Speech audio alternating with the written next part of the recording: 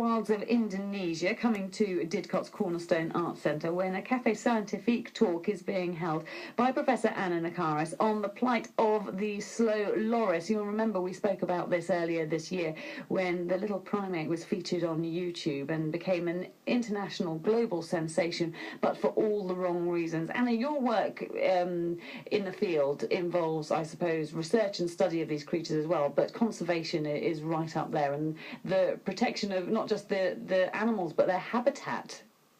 Yeah, well, actually what's interesting about that is there's so little of the habitat remaining, and that's one of the reasons the Javan slow loris in particular should be elevated to the status of critically endangered, because less than 10% of the original rainforest where it lives remains.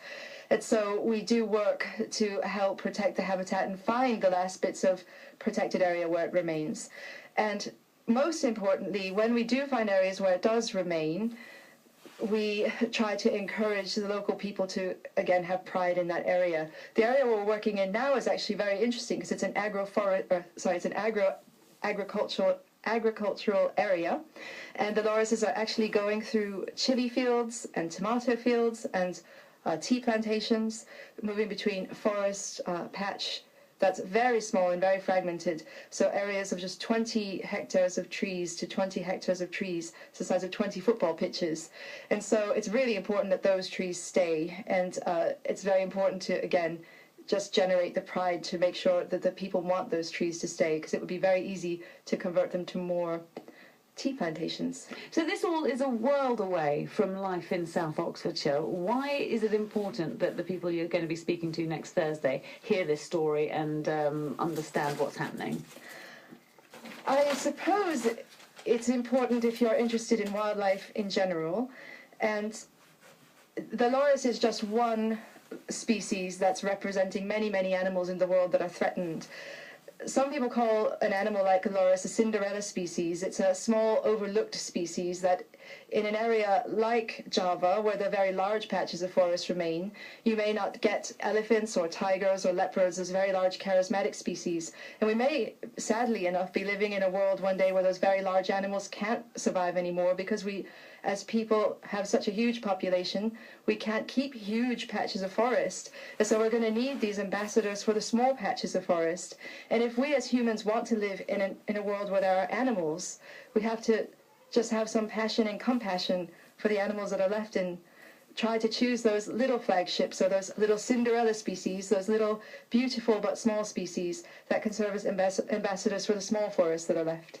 Now, the slow loris is also known as the little fireface. Where does this name come from? This is a local word for the slow loris. It's a Sundanese word, and basically the loris has these fantastic eye patches that are a blaze of fur that are around their eyes, and they look like flames.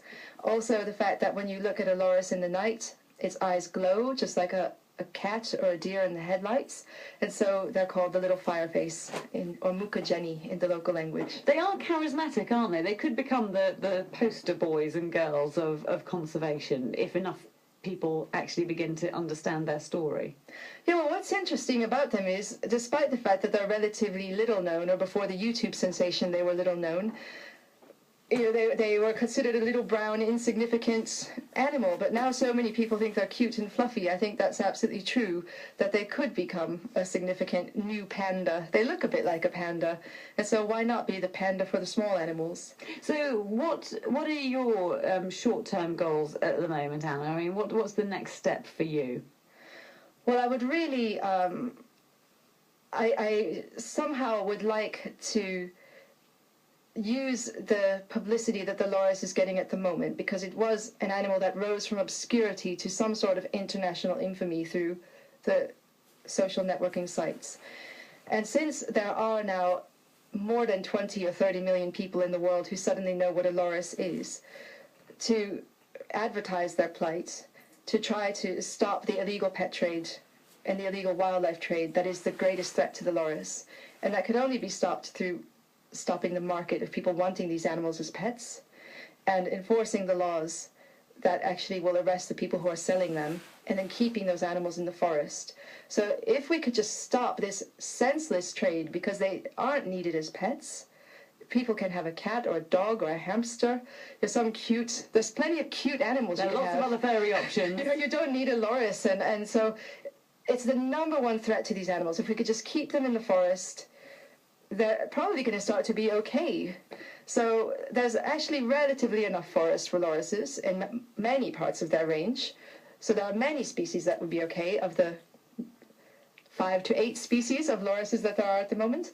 And so if we could just somehow put a stop to this pet trade. Yeah, because even this week, a story of these men caught smuggling a couple of loris in their clothes in Delhi airport. I mean, for you, that must be heartbreaking to know that it's still going on and it will continue to go on until legally these cartels are challenged. But I suppose that on the flip side, to take a positive from it, at least people are now growing in awareness of what the creature is and what the risks are it faces.